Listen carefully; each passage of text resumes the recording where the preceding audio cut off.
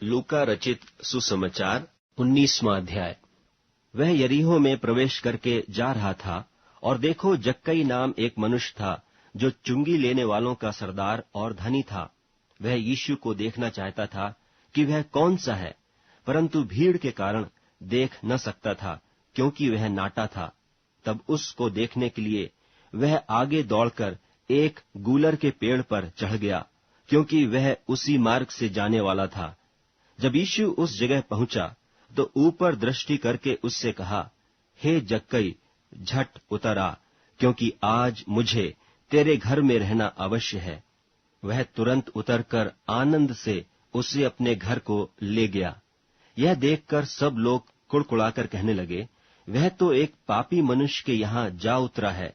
जक्कई ने खड़े होकर प्रभु से कहा, हे प्रभु, देख, मैं अपनी आधी संपत्ति कंगालों को देता हूँ, और यदि किसी का कुछ भी अन्याय करके ले लिया है तो उसे चौगुना फेर देता हूँ। तब यीशु ने उससे कहा, आज इस घर में उद्धार आया है, इसलिए कि यह भी इब्राहिम का एक पुत्र है, क्योंकि मनुष्य का पुत्र खोए हुओं को ढूंढने और उनका उद्धार करने आया है। जब वे ये बातें सुन रहे थे तो उसने एक दृष्टांत कहा, इसलिए कि वह यरूशलेम के निकट था और वे समझते थे कि परमेश्वर का राज्य अभी प्रकट हुआ चाहता है। सो उसने कहा, एक धनी मनुष्य दूर देश को चला ताकि राजपद पाकर फिर आए, और उसने अपने दासों में से 10 को बुलाकर उन्हें 10 मोहरें दी और उनसे कहा, मेरे लौट आने तक लेन देन करना। परंतु उसके नगर के रहने वाले उससे बैर रखते थे और उसके पीछे दूतों के द्वारा कहला भेजा कि हम नहीं चाहते कि यह हम पर राज्य करे। जब वह राजपद पाकर लौट आया तो ऐसा हुआ कि उसने अपने दासों को, जिन्हें रोकड़ दी थी, अपने पास बुलवाया ताकि मालूम करे कि उन्होंने लेन देन से क्या क्या कमाया। तब पहले ने आकर कहा, हे स्वामी, तेरे मुहर से 10 और मोहरें कमाई हैं। उसने उससे कहा, धन्य, हे उत्तम दास, तुझे धन्य है, तू बहुत ही थोड़े में विश्वासी निकला, अब 10 नगरों पर अधिकार रख।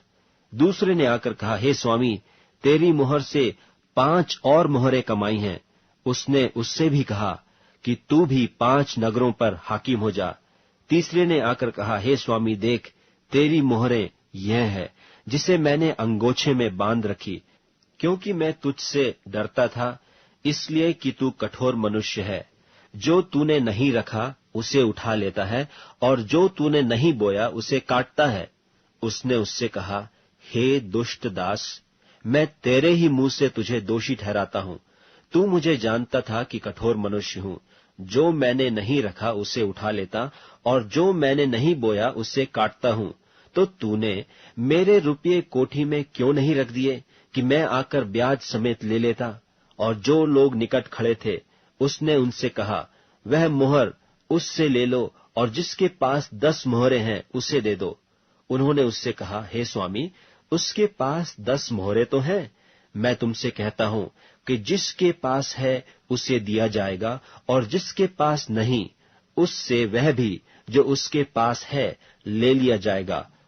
परंतु मेरे उन बैरियों को, जो नहीं चाहते थे कि मैं उन पर राज्य करूं, उनको यहां लाकर मेरे सामने घात करो। ये बातें कहकर वह यरूशलेम की ओर उनके आगे आगे चला।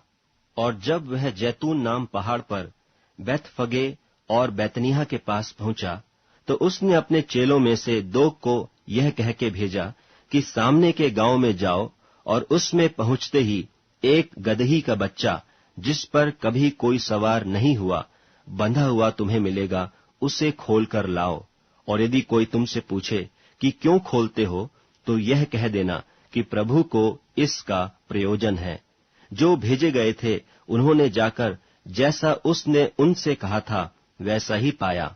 जब वे गधे के बच्चे को खोल रहे थे तो उसके मालिकों ने उनसे पूछा, इस बच्चे को क्यों खोलते हो? उन्होंने कहा, प्रभु को इसका प्रयोजन है। वे उसको यीशु के पास ले आए और अपने कपड़े उस बच्चे पर डालकर यीशु को उस पर सवार किया।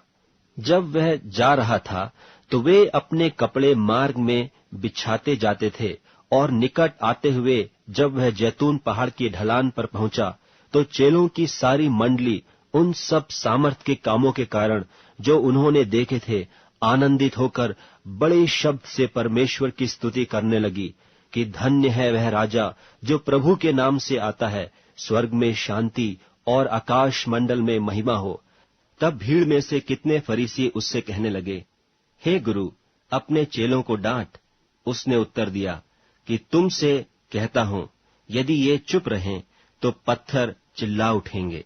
जब वह निकट आया तो नगर को देखकर उस पर रोया और कहा, क्या ही भला होता कि तू ही इसी दिन में कुशल की बातें जानता, परंतु अब वे तेरी आंखों से छिप गई हैं, क्योंकि वे दिन तुझ पर आएंगे कि तेरे बैरी मोर्चा बांधकर तुझे घेर लेंगे और चारों ओर से तुझे दबाएंगे और तुझे और तेरे बालकों को जो तुझ में हैं मिट्टी में मिलाएंगे और तुझ में पत्थर पर पत्थर भी न छोड़ेंगे, क्योंकि तूने वह अवसर जब तुझ पर कृपा दृष्टि की गई न पहचाना।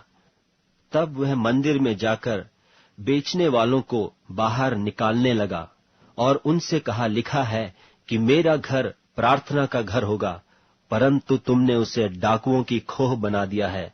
और वह प्रतिदिन मंदिर में उपदेश करता था और महायाजक और शास्त्री और लोगों के रईस उसे नाश करने का अवसर ढूंढते थे, परंतु कोई उपाय न निकाल सके कि यह किस प्रकार करें, क्योंकि सब लोग